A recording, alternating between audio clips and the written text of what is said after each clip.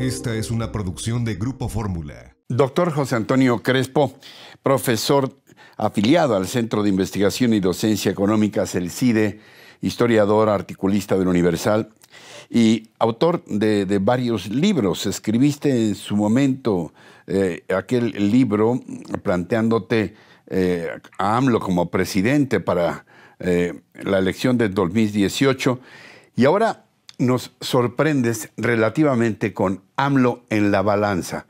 Y digo relativamente porque las más de las veces estos ejercicios se realizan cuando un gobierno ya hubo terminado o cuando está por terminar.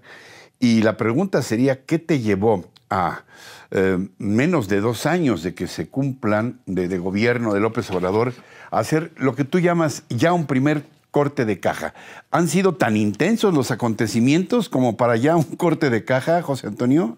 Pues fíjate que sí, porque como dices, normalmente los balances se hacen al final. Sí. Así tiene que ser, por supuesto. Aquí lo que estamos haciendo es hacia dónde vamos, cuál es la ruta que se percibe a raíz de lo que pasó todo el primer año. ¿Y eso por qué? ¿Por qué tal precipitación? ¿Por qué tal premura? Pues porque el gobierno así está también, está con todo el acelerador metido, quiere hacer una transformación profunda, ese es el propósito, es lo que ofreció en la campaña. No se trata de un gobierno más, dicen ellos, dice el propio López Obrador, se trata de un nuevo régimen y además una transformación profunda que le llaman la cuarta de la historia nacional. Bueno, y por lo mismo entonces va acelerado. De hecho, algunos de los cambios importantes que cada quien evaluará para bien o para mal, yo hago mi propia evaluación, por supuesto, iniciaron desde antes de que iniciara el propio gobierno. Ya desde la elección vimos todos que prácticamente Peña Nieto le entregó el mando a López Obrador y ocurrieron cosas como algo que creo que fue determinante y seguimos viendo los efectos, como cancelar el aeropuerto de Texcoco. Eso fue antes del de la propia toma de posesión. Y luego viene una serie de cambios para arriba, para abajo, austeridad, desmantelamiento de programas, con una velocidad que sí ameritaba, desde mi punto de vista, evaluar el primer año, no como una evaluación total, no sabemos, y menos ahora con la crisis de sanitaria y económica, en qué va a parar todo esto. Se abren muchos escenarios, pero sí podíamos marcar la ruta, hacia dónde vamos económicamente, hacia dónde vamos políticamente. Se confirman o se desmienten algunos de los temores que mucha gente, de los que no votaron por López Obrador, tenían, o el camino va bien hacia lo que López Obrador ofreció o algo semejante, en lo que la gente que votó por López Obrador confiaba. Una mejoría, bueno, desde escenarios muy luminosos como acercarnos a una educación y un sistema de salud noruegos, como lo ha dicho López Obrador, a decir, bueno, no, pero vamos bien encaminados, va a haber mejor justicia social, mayor crecimiento económico, menor corrupción, mejor seguridad pública. Bueno, encaminados. Esa era la expectativa de muchos de quienes votaron por él. Sí. Frente a escenarios negativos, desde el catastrófico venezolano, que también muchos decían, vamos a acabar como Venezuela o algo semejante, a la conclusión que yo saco del primer año es, no es catastrófico el primer año, la ruta no va hacia allá, desde lo que se podía ver el primer año, pero tampoco vamos bien. Ya hay un decrecimiento económico, ya hay alejamiento de inversiones, hay un conflicto con el sector privado, nacional e internacional, que no va a ayudar a ese crecimiento que se está buscando. Y políticamente pues, hay una tendencia a concentrar el poder, a debilitar o controlar las instituciones autónomas, la Comisión Nacional de Derechos Humanos, varios de los organismos de control de las distintas instituciones, que en principio son autónomas, y vamos viendo cómo se lo va comiendo, cómo lo va colonizando el gobierno de López Obrador. En ese sentido también hay una ruta que no es propiamente democrática, que implica una cierta regresión. Y eso es lo que yo pongo. Es decir, miren, esta es evaluación de primer año, pero es la ruta por la que vamos. A propósito de evaluación, sabes perfectamente que el país se ha polarizado a tal grado, vas a ver las redes sociales, donde no hay medias tintas. No parece haber muchos, ni siquiera diría yo unos cuantos opinólogos espontáneos o bien formados en la academia o en los medios, pero sobre todo la gente en general, me parece que hay prácticamente nadie que pueda ver las cosas con cierta imparcialidad. Conociendo tu rigor académico, no te voy a preguntar, obviamente, si el libro es una apología de López Obrador o son advertencias o son señalamientos de las equivocaciones, un rosario de equivocaciones que descalifican al propio gobierno de López Obrador. Lo que sí te puedo preguntar es si no te fue difícil, como equilibrista, ir en el alambre sin red de protección para hacer un análisis de un gobierno que polariza tanto a la opinión pública. Así es, muchos me preguntaban después de la elección, oye, pues ya la polarización la vamos a dejar atrás. Dije, pues no se ve, porque depende en buena parte de lo que señale el presidente, porque ciertamente podemos decir, analistas, críticos, empresarios también están contribuyendo a la polarización. Sí. En cierta medida sí, porque es una reacción de un lado y del otro, pero la responsabilidad y la fuerza que tiene un presidente, un jefe de gobierno, no es la misma que de cualquier analista o de algún empresario, por importante que sea. Si el presidente después de la elección, como ocurre en muchos otros países, no en todos, decir, oigan, ya acabó la elección, yo los convoco a platicar, a sentarnos, a dialogar, sí, a negociar, a ver acuerdos donde podemos alcanzarlos, cambia la cosa, claro, y a discutir con argumentos y razones. Porque fíjate, te voy a decir típicamente, viene una crítica sobre cualquier programa económico, social, de los expertos, sí, respectivamente en su campo, o de Dos Bocas o energético, lo que tú quieras, con argumentos que se pueden debatir y discutir, nadie tiene la verdad absoluta, pero la respuesta del gobierno y del presidente es, ustedes son chayoteros, ustedes lo que pasa es que quieren mantener sus privilegios, ustedes lo que pasa es que quieren hundir al país. Pues no se puede debatir, no puede haber un diálogo fructífero.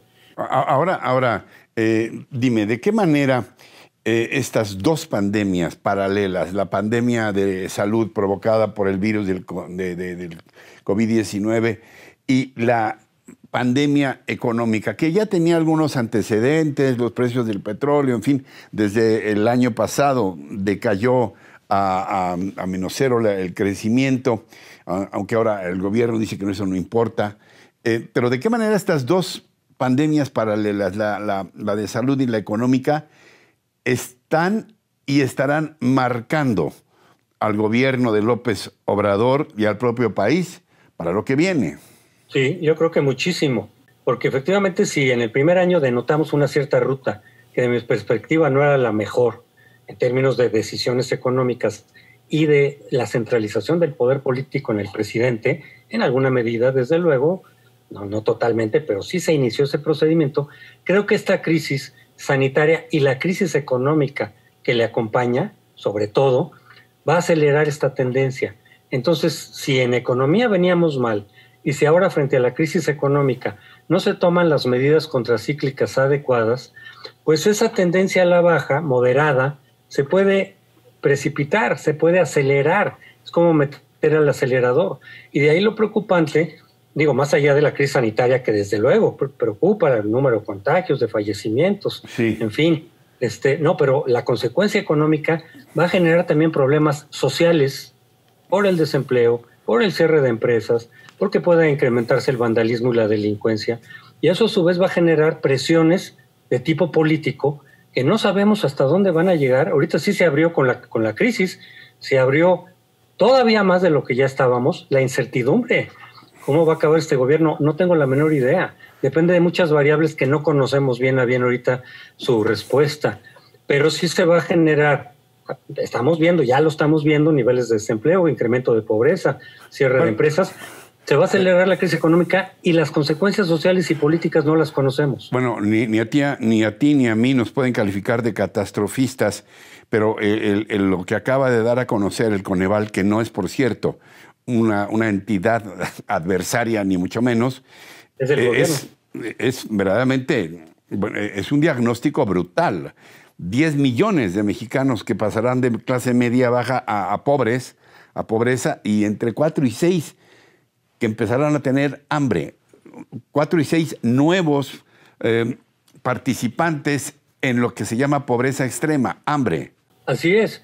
Ese es un problema, desde luego, como tendencia en este año mismo de lo que está ocurriendo. O sea, ya se están haciendo los pronósticos y las expectativas, algunas que vienen del propio gobierno, como Coneval, otras del Instituto Mexicano de Seguro Social, donde ya se registra un gran desempleo y se percibe todavía mayor el desempleo. Entonces son elementos que ya ahorita no se puede hablar de catastrofismo. Al principio del gobierno sí. Quien hablaba de que esto tendría que terminar en una catástrofe, sí podrías decir, oye, pues espérate, ¿no? Vamos a ver por dónde va, vamos a ver qué decisiones se toman. Pero ahorita, con lo que estamos viviendo, sí ya es preocupante por lo que pueda generar todo esto. Y sí se abre una gran incertidumbre, repito, sobre lo que pueda ocurrir, por ejemplo, en el 2021, qué costos puede tener el gobierno o no, porque si toma buenas decisiones, el gobierno puede resurgir. Si de pronto empieza a tomar buenas decisiones en materia sanitaria, algo que ahorita no parece que estemos viendo, pero no sabemos qué va a pasar en los próximos meses. Decisiones de corrección que se ven muy difíciles por el estilo personal de gobernar el observador, pero si llega a tomar algunas decisiones de corrección, pues a lo mejor las cosas cambian para bien, tanto para el país como para el gobierno. Pero si no, las cosas se van a complicar para todo el mundo. ¿Algo más que quieras puntualizar para quienes nos ven y nos escuchan? ¿Cuál tu pretensión fundamental? ¿Qué esperas, pues, que encuentren tus lectores en tu libro, AMLO en la balanza? Mira, no solamente es el recuento de los hechos y marcar la ruta hacia dónde va, sino que hay un estudio ahí comparativo de lo que ha pasado en otros países, de los riesgos que podemos correr por lo que vemos en el espejo de otros países, un análisis, por ejemplo, de lo que puede significar o pretende ser la cuarta transformación desde la perspectiva histórica. En fin, muchos de los elementos en los que está basado la cuarta transformación y sus pretensiones desde la perspectiva filosófica y qué ha implicado eso históricamente. ¿Para qué? Para tener un panorama mucho más amplio. Hay un capítulo, por ejemplo, de lo que implica el Foro de Sao Paulo, al que pertenece Morena, y donde ahí hay muchas de las programas específicos en materia política que estamos viendo que se están cumpliendo aquí. Entonces se trata de dar elementos de juicio y de análisis con lo que ya pasó el primer año, pero aplicado a lo que está pasando en este segundo año, para que el lector tenga elementos de calibración pues, lo más precisos posibles, lo más justos posibles, de por dónde vamos y qué podemos esperar en este gobierno de la llamada cuarta transformación, Ricardo. Joven maestro José Antonio Crespo, investigador del CIDE, articulista, historiador y autor de AMLO en la balanza. Gracias, como siempre, por tu confianza en nuestros espacios, de los que siempre orgullosamente hemos dicho has formado parte en diversas etapas. Te mando mi abrazo y mi admiración siempre crecientes. Hay que leer AMLO en la balanza. Hay que leerlo ahora. Es un libro imprescindible. Encuentra más contenido como este en radioformula.mx.